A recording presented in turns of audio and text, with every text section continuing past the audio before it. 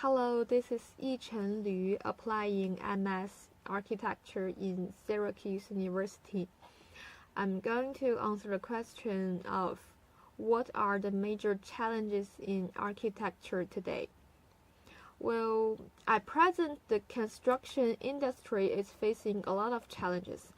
For example, the impact of BIM on traditional mode of work, the new aesthetic trends, the contradiction between government and economic, and so on. I'm a Chinese student, so here I want to focus on a small point, that is the integration of old buildings and new buildings in China. I know that many Western countries are facing this problem, but they're much more different.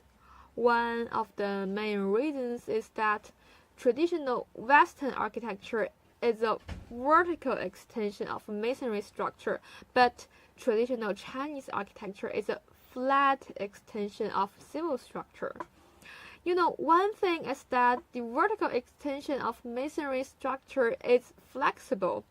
In the process of modernization, it can be basically seamless with steel concrete construction in technology, appearance, and interior.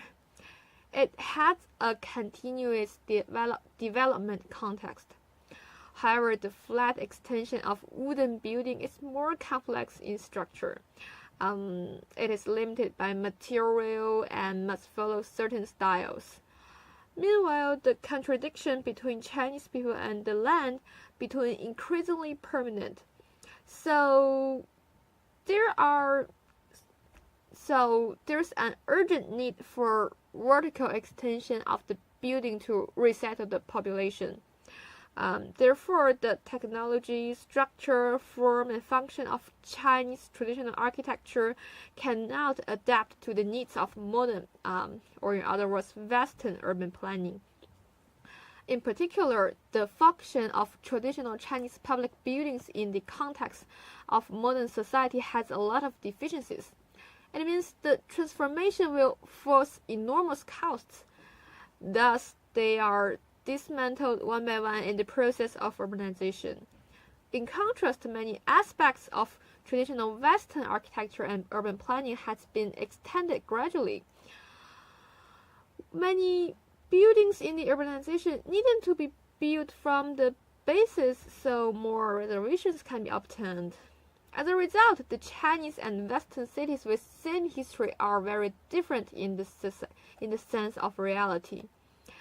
The Western urban styles evolve gradually, and many new but not deliberately archaic buildings look comfortable like that of 100 years ago. However, the Chinese traditional architecture and modern architecture vary gradually. Since the urban planning needs a great challenge and cost, it can be often have some point-like reservations. As a result, even a Chinese city has hundreds of listed monuments. It is only a potted landscape of skyscrapers. Even China now has a lot of well-preserved old cities. The residents are getting fewer and fewer. Living in this far less comfortable than living in modern city, because most of alleys are very narrow, which can only allow one-way traffic cars. Citizens need to go outside the town to take the public transportation like bus and subway. Also, heating, gas, energy, and drainage, almost every change seems like a renovation of the old city. In order to build a public library or a theater, it is necessary to remove some buildings.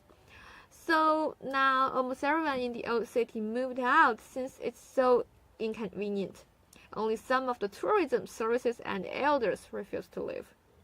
I think that is a very big problem in China. We cannot remove those old buildings and build new ones blindly. Whether to confirm the history or create new ideas, I believe everyone has a different answer. For political, economic, and contextual considerations, these old buildings have become an imminent problem. That's all. Thank you.